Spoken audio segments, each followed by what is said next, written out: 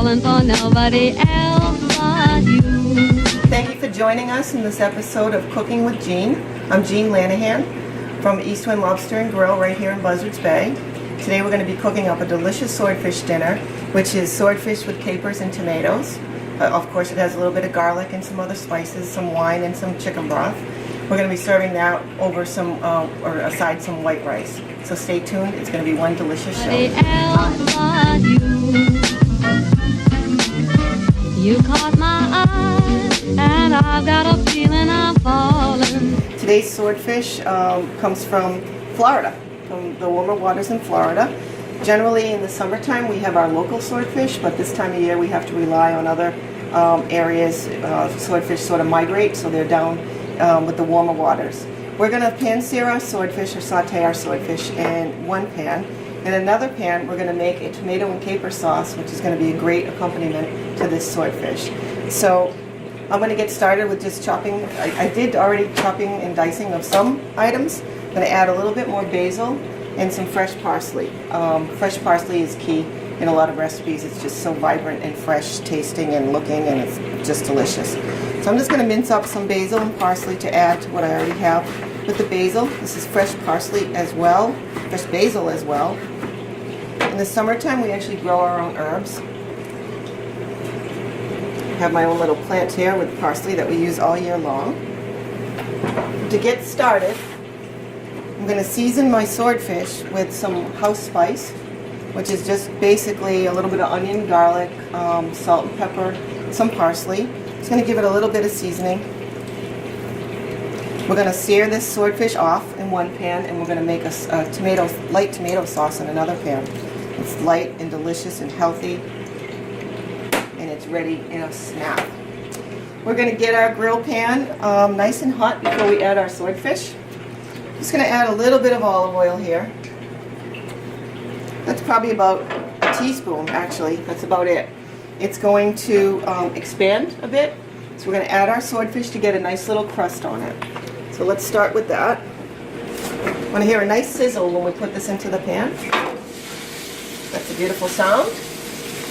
I'm going to let it get a nice crust on here, and we're going to finish it with the sauce in the pan. So it's going to be about 10 or 15 minutes. Into pan number 2. Minced garlic. It's probably about 2 to 3 cloves of a nice chop on the garlic. Add a drizzle of olive oil. We don't want the garlic to burn.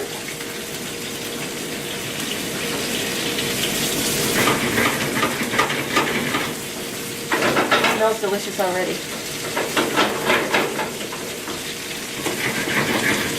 I need to grab a spatula. Now while the garlic is cooking, I'm going to add a dollop of water. We don't want the garlic to brown. We just want it to get nice and soft. A little bit of browning is okay, but not a lot. I can hear my swordfish sizzling away. Now, as I said, we're going to start this swordfish in a grill pan, and then as the sauce is probably 80 or 90% done, we're going to finish the swordfish with the tomato sauce. I'm just going to give this swordfish a little turn, and you'll see what this does. It's going to make some nice grill marks on the swordfish when we flip it, and we can see that it's starting to brown nicely on the bottom.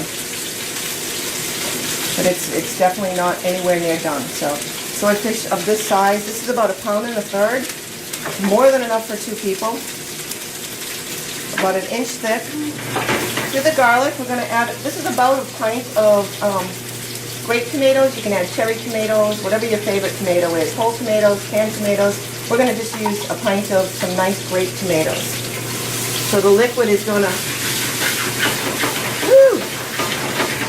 that's just the oil cooking off. Now you see the garlic all over the tomato. This smells delicious. To this we're going to add a little bit of liquid at this point. I have about 1/2 cup of white wine, 1/2 cup of chicken broth. I like to use more wine and chicken broth than oil. Some people might use more oil in this dish. You could, or some butter. I'm going to add a dollop of butter, but not a lot of butter. I can see it's time to flip the swordfish. You ready? Look at that. If you choose, you could use some fresh oregano would be great in this dish. We're using basil and parsley, which are two of my favorite to accompany with tomatoes. It's also great with the swordfish. So I'm going to add this now. Again, fresh is best. If you're using fresh, you use twice the amount in a recipe. Say the recipe calls for 1 teaspoon of dried. Use 2 teaspoons of freshly chopped. This is about that, about 2 teaspoons.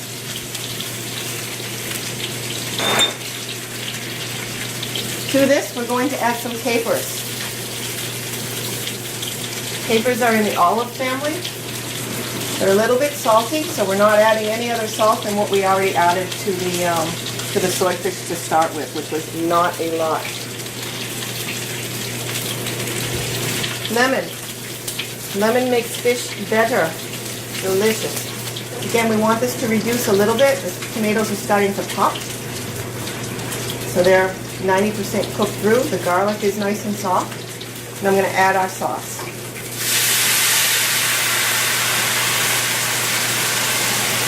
Swordfish is going to almost poach. Actually, it's a little bit high for a poach, but it's going to continue cooking with this beautiful sauce all around it. That's on a medium-high, and it's probably going to be about 3 or 4 minutes. I'm going to cover it. I'm going to let it simmer. You could also finish this in the oven, if you'd like, on maybe a 350-degree oven. Falling for nobody else but you. Okay, so what we've done so far, our swordfish is cooking with the tomato sauce on top, and I'm calling it a tomato sauce, although it's not a heavy tomato sauce. It's tomatoes, capers, chicken broth, some white wine, some lemon, and some fresh basil and some fresh parsley. So what we did, just to give you a quick rundown, is we took a beautiful piece of swordfish. A pound of swordfish is perfect for 2 people. We actually have a pound and a third, which is great for 2 bigger eaters. In another pan, so we started to pan-sear that. We rubbed it with a little bit of salt and pepper, which is our house spice. In the other pan, we sauteed some garlic and some olive oil. We then added some sliced cherry tomatoes. Actually, we used grape tomatoes today. You could use cherry tomatoes. It's all one and the same. We added the tomatoes. We added our liquid, which again was our white wine, and our chicken broth. Those are my staples. I try to use those more than butter and oil. It's just healthier, lighter. Again, we're trying to make some light dishes here as well. That came to a nice simmer. We transferred that on top of our swordfish. So now our swordfish is cooking in the sauce. It's going to finish cooking in the sauce. I can smell it. It's getting there. It's going to be beautiful. And while that's cooking, we have a rice cooker with just a little bit of white rice, and it's that simple. So let's get our rice ready and our plates together, and we'll be enjoying this delicious, simple swordfish with tomatoes and capers in about 2 minutes. I'm going to plate this. I like lemon, and I especially like it like this. Oh my God. Thank you for joining us on this episode of Cooking with Jean. It was really fun. We made a delicious, simple, sweet, savory dish with swordfish, tomatoes, and capers, and it's absolutely delicious over some white rice. So simple, 15-minute meal for you and your family to enjoy. See you next time. Show me the ring and I'll jump right through. Show me the ring and I'll jump right through. I used to.